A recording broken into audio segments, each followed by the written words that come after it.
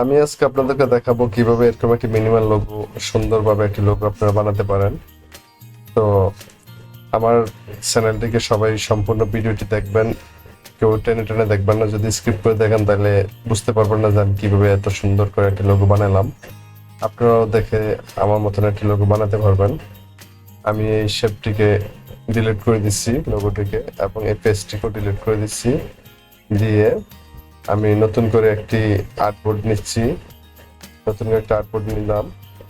আমার এখানে 1280 759 এই পিক্সেল একটা আউটপুট আছে। আমি এটাকে একটু কমিয়ে নিব, 1200 বাই 1200 RGB কালার আমি ক্রিয়েটে দিলাম। দেওয়ার পরে আমার এখানে একটি স্কোয়ার শেপের একটি আউটপুট, হোয়াইট আউটপুট আসছে। এখন এখানে আমি একটি রেক্টেঙ্গেল টুল নিব। রেক্টেঙ্গেল টুলটি নিলাম, নেওয়ার পরে এখান থেকে রেক্টেঙ্গেল টুলের স্ট্রোক কালারটি আমি বাড়িয়ে দিব। স্ট্রোক কালারটি এখন আমার আছে 1 ফিট। আমি এটাকে 20 করে দিচ্ছি। 20 চিকন হয়ে গেছে, আমি 30 করে দিচ্ছি। 40 করে দিলাম। 40 করে দেওয়ার পর আমি এটাকে শিফট চেপে ধরে রোটেট করে নিব। নেওয়ার পরে অল্টার চেপে ধরে রাইট রাইট অ্যারো ক্লিক করব। আমি অল্টার চেপে ধরে রাইট ক্লিক করে কপি হয়ে গেল। তারপর আমি এটাকে টেনে ধরে রাইট বাটনটা চেপে ধরে রাখবো। ধরে রেখে আমার এটা এই প্রান্ত থেকে ওই প্রান্ত সুন্দর করে মিলিয়ে নিব। মিলিয়ে বড় করে নিচ্ছি। আমি একটু বড় করে নিচ্ছি। নেওয়ার পরে আমার এই শেপটাকে আপনার খেয়াল রাখবেন যেন এই জিনিসটা যেন সুন্দর করে প্রপার ভাবে মিলে যায়। এই দুইটাকে সিলেক্ট করে ডাইরেক্ট সিলেকশন টুলে যাব। সিলেকশন টুলে গিয়ে শিফট চেপে ধরে এই পয়েন্টটাকে সিলেক্ট করব। তারপর এই পয়েন্টটাকে সিলেক্ট করব, এই পয়েন্টটাকে সিলেক্ট করব। এই দুইটা পয়েন্ট সিলেক্ট করবো না, এই দুইটা পয়েন্ট সিলেক্টেড থাকবে। তারপর আবার এই পাশে এসে এই পয়েন্টটাকে সিলেক্ট করব, এই পয়েন্টটাকে সিলেক্ট করব, এই পয়েন্টটাকে সিলেক্ট করব। সিলেক্ট করার পরে এখন আমার এই যে মাউসের যে দেখেন নিচে একটা রাউন্ড শেপ দেখা যাচ্ছে, আমি মাউস চেপে ধরে টান দিব। টান দিলে আমার এটা একেবারে গোল হয়ে যাবে। গোল হয়ে যাওয়ার পরে আবার আমি সিলেকশন টুলে নিলাম। সিলেকশন টুলে নিয়ে এটাকে সিলেক্ট করলাম। এটা দেখেন দুই অংশ। এখন আমি এটাকে কি করব, ডাইরেক্ট সিলেকশন টুল থাকা অবস্থায় এটাকে আমি ডাইরেক্ট সিলেকশন টুল দিয়ে এটাকে আমি এভাবে সিলেক্ট করে নেব। নেওয়ার পর আমি এটাকে ডিলিট করব।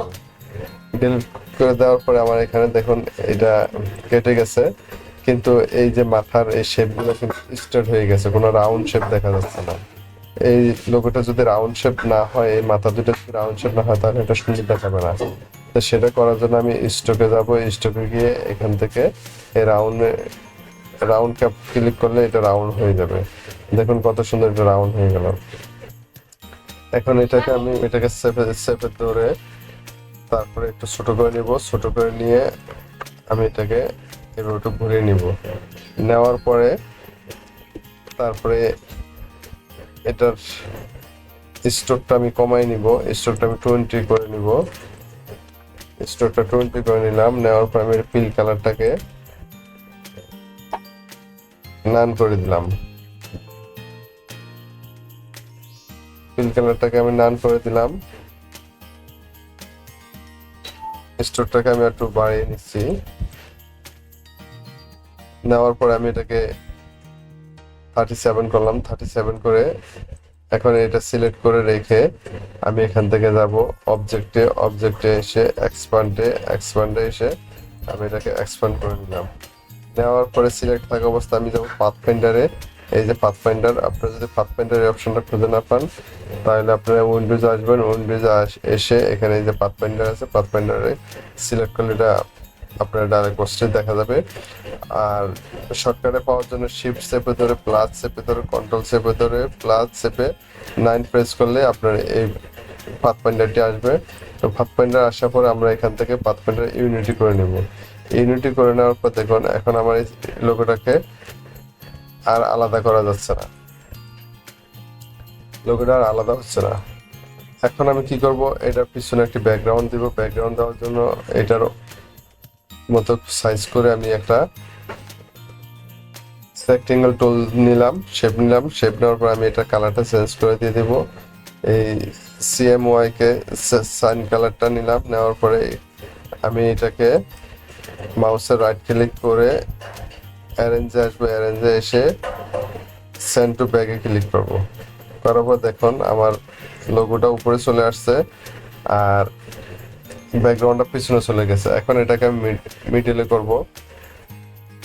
মিডলে করার জন্য আমি এই দুটাকে সিলেক্ট করব। সিলেক্ট করা অবস্থায় অ্যালাইন টুলে যাব, অ্যালাইন টুলে গিয়ে হরিজন্টাল অ্যালাইন সেন্টার করব, ভার্টিক্যাল অ্যালাইন সেন্টার করব।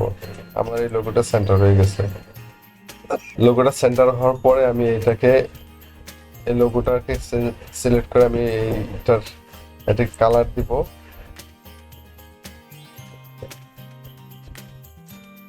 কালার দিব 20 পিক্সেল। আর আপনার চাইলে এটাকে আপনি আপনার মতো করে করতে পারেন। এখন ভিতরে ব্ল্যাক দেখা যাচ্ছে, আমি এই স্টোক কালারটা হোয়াইট দিব, হোয়াইট দিলাম। হোয়াইট দেওয়ার পরে ভিতরে ব্ল্যাক দেখা যাচ্ছে। এখন আপনি যদি চান এই ব্ল্যাকটা রাখতে পারেন, আবার যদি চান যে না ব্ল্যাকটা মুছে ফেলবেন, মুছেও ফেলতে পারবেন।